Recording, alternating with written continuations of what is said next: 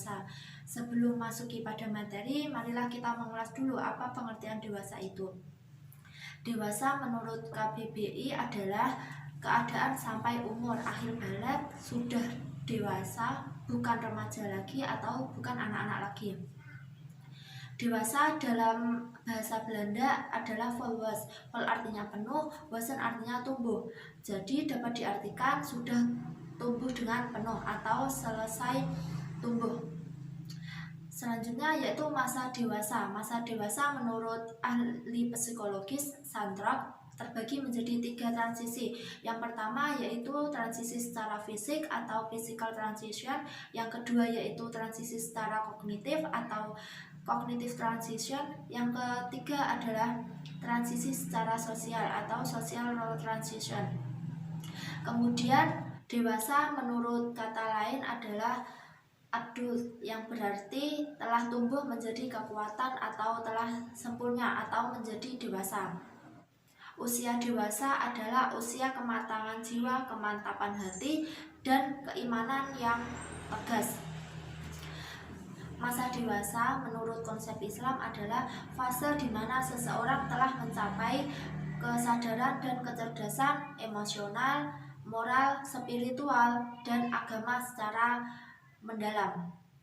Secara sederhana, bahwa seseorang yang dapat dikatakan dewasa ialah apabila telah mencapai pertumbuhan yang sempurna fisiknya dan mencapai kematangan psikologis sehingga mampu hidup dan berkembang bersama-sama orang dewasa lainnya.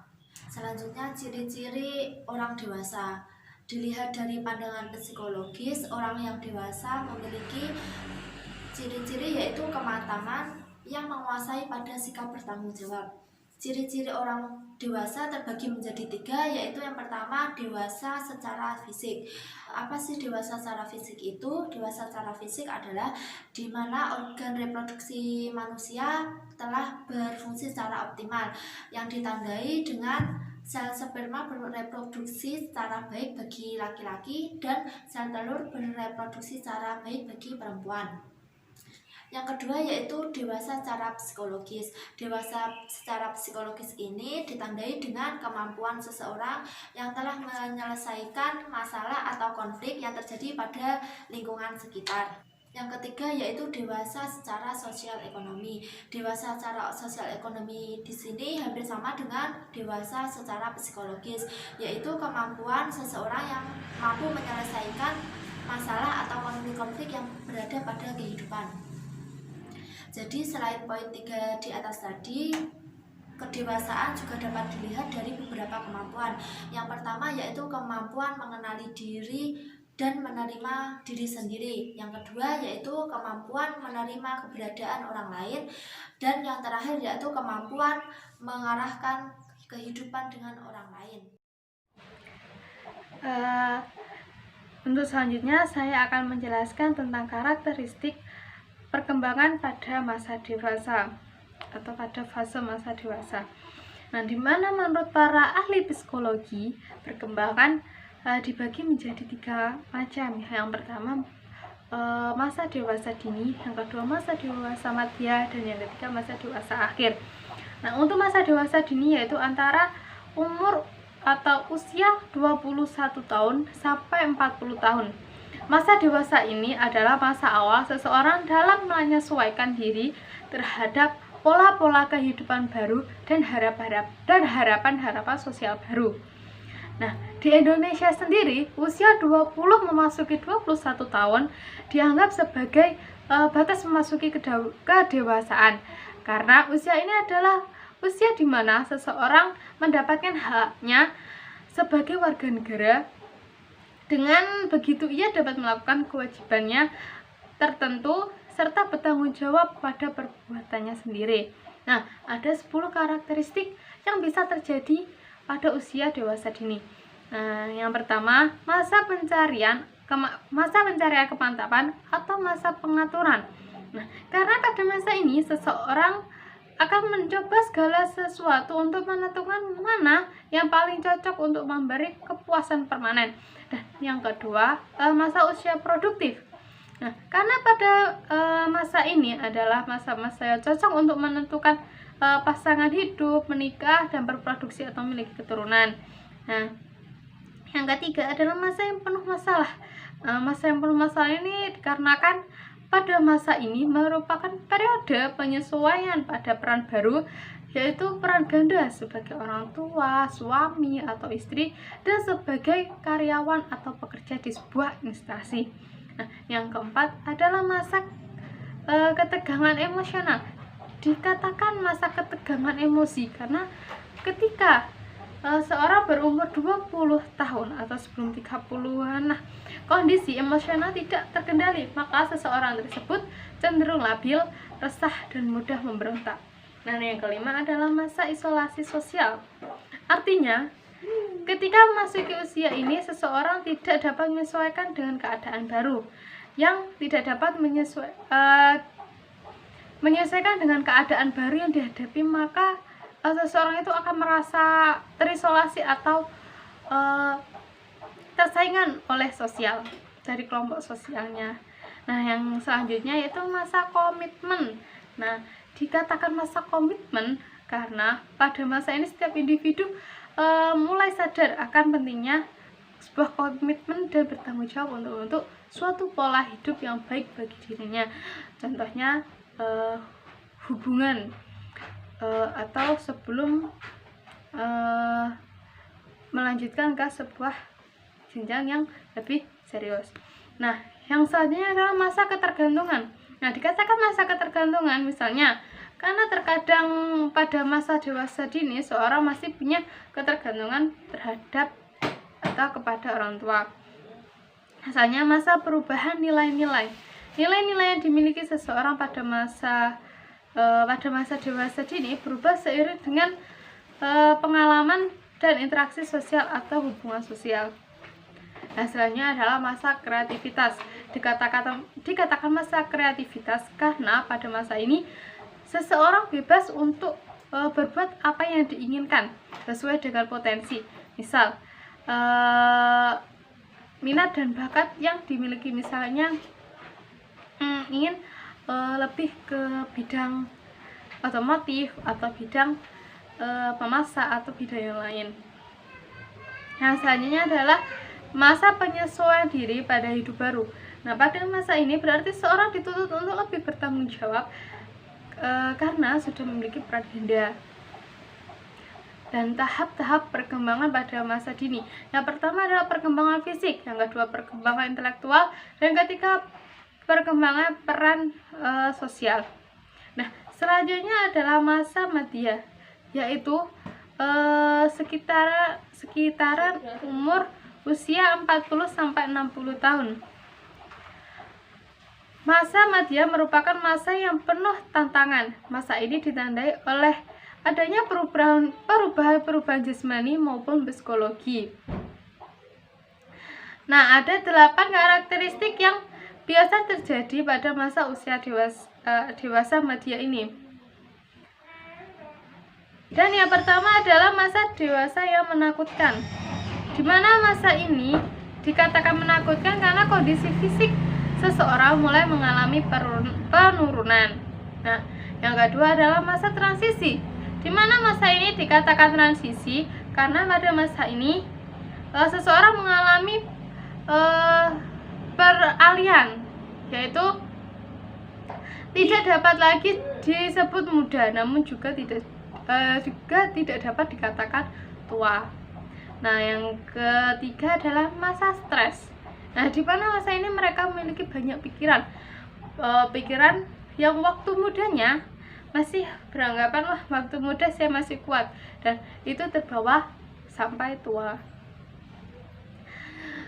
Nah, yang keempat, usia yang berbahaya, di mana usia atau masa ini seseorang mengalami banyak gangguan fisik maupun mental.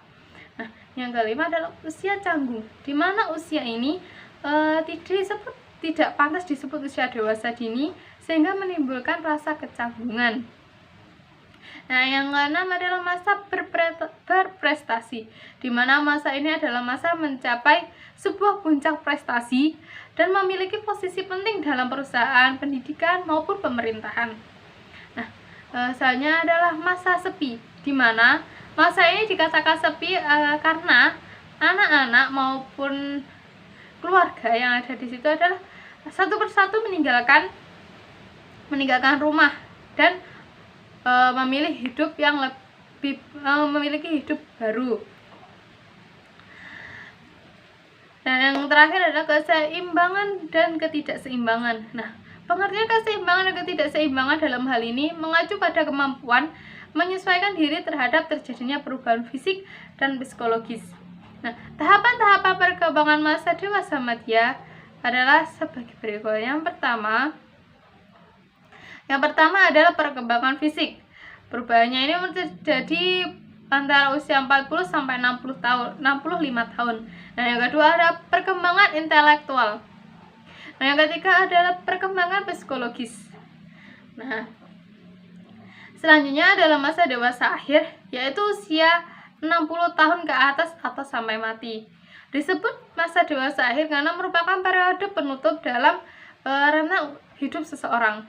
Nah, adapun karakteristik masa dewasa akhir ada yang pertama merupakan periode kemunduran.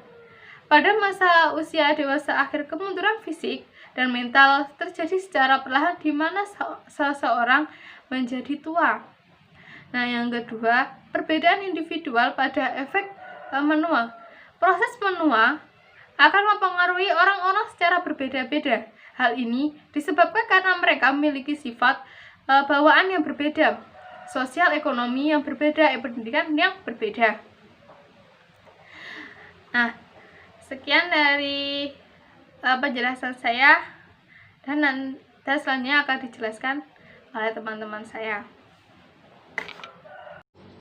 Baik, di sini saya akan menjelaskan tentang perkembangan keberagaman pada orang dewasa.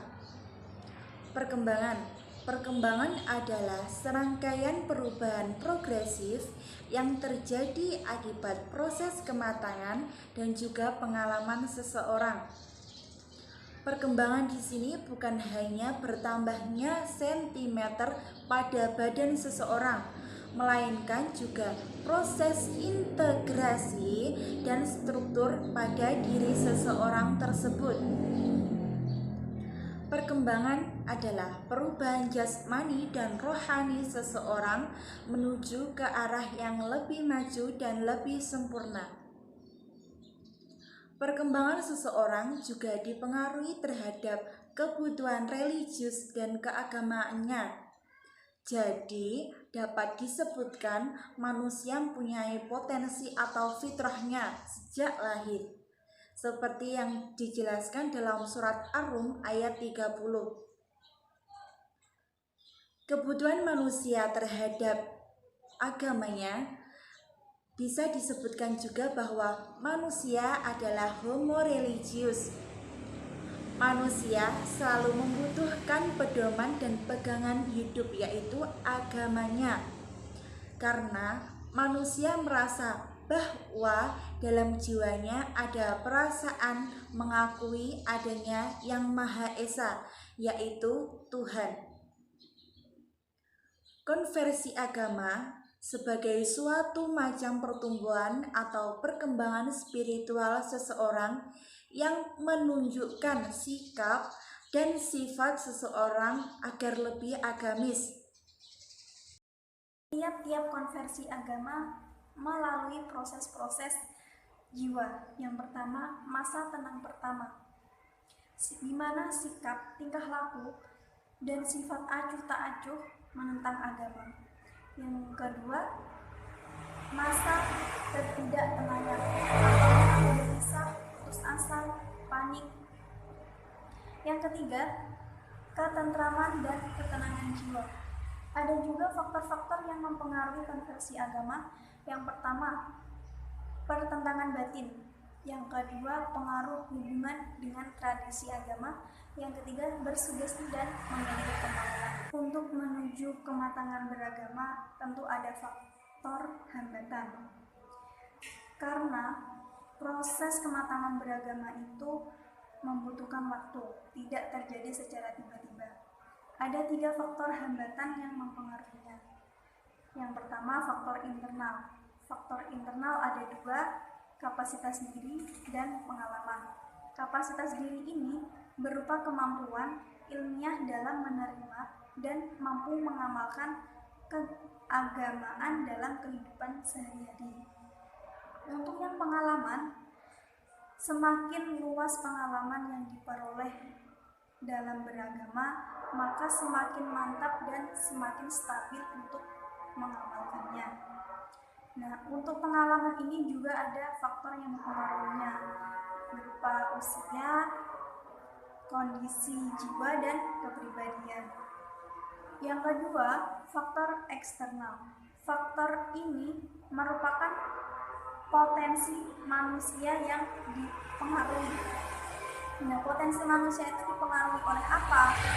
Yang pertama, lingkungan keluarga, lingkungan masyarakat, pendidikan, latihan, dan binaan. Untuk yang ketiga, faktor fanatisme. Fanatisme ini cenderung taklid keberagamaan yang dipengaruhi unsur emosional yang berlebihan, sehingga fanatisme ini dinilai kurang baik dan merugikan bagi kehidupan, karena fanatisme ini merupakan lawan dari ketaatan. Assalamualaikum warahmatullahi wabarakatuh. Di sini saya akan menjelaskan sedikit tentang materi karakteristik sikap keberagaman pada masa dewasa. Jiwa keberagaman yang termasuk aspek rohani atau psikis akan sangat tergantung dari perkembangan aspek fisik dan demikian pula sebaliknya. Oleh karena itu, sering dikatakan bahwa kesehatan fisik akan berpengaruh pada kesehatan mental. Selain itu, sikap perkembangan ditentukan oleh tingkat usia. Sikap keberagaman orang dewasa memiliki perspektif yang luas didasarkan atas nilai-nilai yang dipilihnya. Dan Adapun beragama bagi orang dewasa sudah merupakan sikap hidup dan bukan sekedar ikut-ikutan. Kestabilan dalam pandangan hidup, beragama, dan tingkah laku keagamaan seseorang bukan lagi pada kesehatan yang statis, melainkan kestabilan yang dinamis. Adanya perubahan itu terjadi karena proses pertimbangan, pikiran, pengetahuan yang dimiliki, dan mungkin karena kondisi yang ada. Sejalan dengan tingkat perkembangan usia,